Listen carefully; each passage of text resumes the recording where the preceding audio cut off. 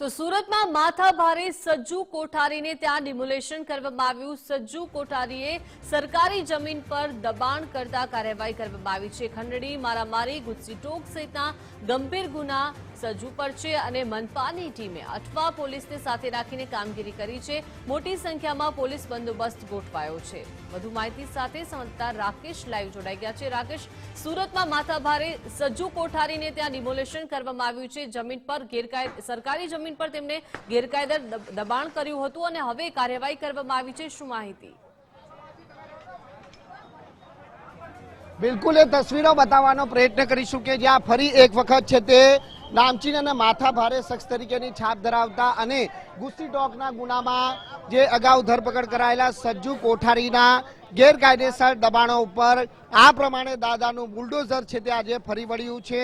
ભૂતકાળમાં અનેક ગુનામાં જે સંડોવાયેલા સજ્જુ કોઠારી દ્વારા સરકારી જમીન ઉપર આ રીતે ગેરકાયદેસર જે અલગ અલગ દુકાનો બાંધવામાં આવી હતી અને તેમાં ભાડાની વસૂલાત કરવામાં આવતી હતી, ત્યારે જોઈ શકાય છે કે આજે કોર્પોરેશનને સાથે રાખી અને જે ગેરકાયદેસર દુકાનો હતી એ દુકાનોનું ડિમોલિશન છે તે હાલ કરવામાં આવી રહ્યું છે। સુરત મહાનગરપાલિકા તરફથી આ કાર્યવાહી ડીસીપી આપણી જોડે જોડાય છે। जी सर, किस तरह की कार्रवाई?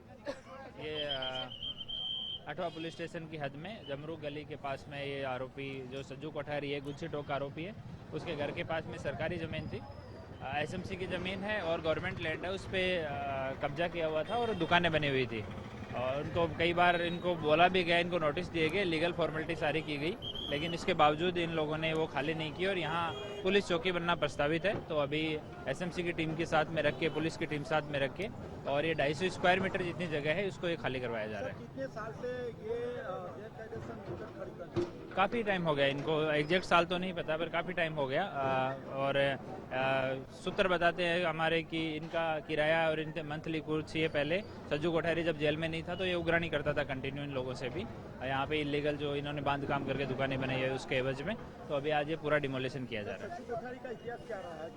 उसके ऊपर 30 से ज़्यादा FIR हैं, अलग अलग तरीके की एक्सटॉर्शन की, मारपीट की, ब्याजखोरी की, सब तरह की, और 2 गुस्सी टोक के गुनाह उसके ऊपर हैं। अभी रिसेंटली अटेम्प्ट टू मर्डर और वेपन आर्म्स एक्ट का एक केस उसके ऊपर रजिस्टर हुआ है, अभी वो जेल में है। वो हम लोग चेक कर रहे हैं और उसके सोर्सेज भी हम लोग वेरीफाई कर रहे हैं। वो प्रॉपर्टी ये और इसके जैसे दूसरे भी जो असामाजिक तत्व हैं, लुखे प्रवृत्ति के जो लोग हैं, उन सब की भी प्रॉपर्टी हम लोगों ने आइडेंटिफाई की है और वो हम वेरीफाई कर रहे हैं अलग अलग एजेंसी के साथ में मिलके। और जब वो वेरिफिकेशन कंप्लीट हो जाएगा तो उसके सोर्सेस हम लोग पता करेंगे।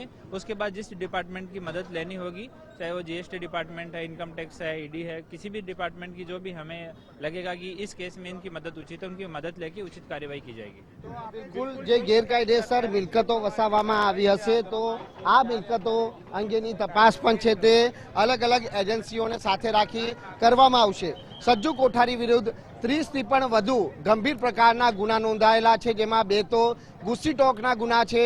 હાલત પોતાના ભત્રીજાને જે રિવોલ્વર લમણે તાકી અને જે બાકી નીકળતી રકમ માટે પઠાની ઉઘરાણી કરવામાં આવી હતી અને તેના ઘરે જઈ અને ધાક ધમકી આપી જાનથી મારી નાખવાની ધમકી આપી હતી, ત્યારે એ ગુનામાં પણ ફરી સજ્જુ કોઠારી અને તેના ભાઈની ધરપકડ કરાઈ હતી। ત્યારે હવે સુરત પોલીસ દ્વારા તેના દ્વારા જે સરકારી જમીન ઉપર કરવામાં આવેલ ગેરકાયદેસર દબાણો આ રીતે દૂર કરી અને જે છે તે સપાટો બોલાવવામાં આવી રહ્યો છે।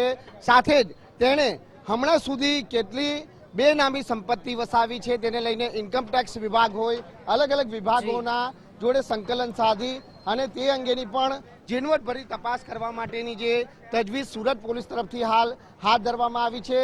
250 સ્ક્વેર મીટરની અંદર આ સરકારી જગ્યા આવેલી છે અને આ સરકારી જગ્યા પર જોઈ શકાય છે કે અહીં જે વિશાળ જગ્યાની અંદર આ ગેરકાયદેસર એટલે કે અતિક્રમણ કરવામાં આવ્યું હતું અને તેને લઈને આજે સુરત પોલીસ તરફથી આ સપાટો બોલાવી અને આ તમામ દબાણો દૂર કરવાની કાર્યવાહી છે તે કરવામાં આવી રહી છે। જી બિલકુલ, આભાર રાકેશ વિગત સાથે જોડાયા તે બદલ।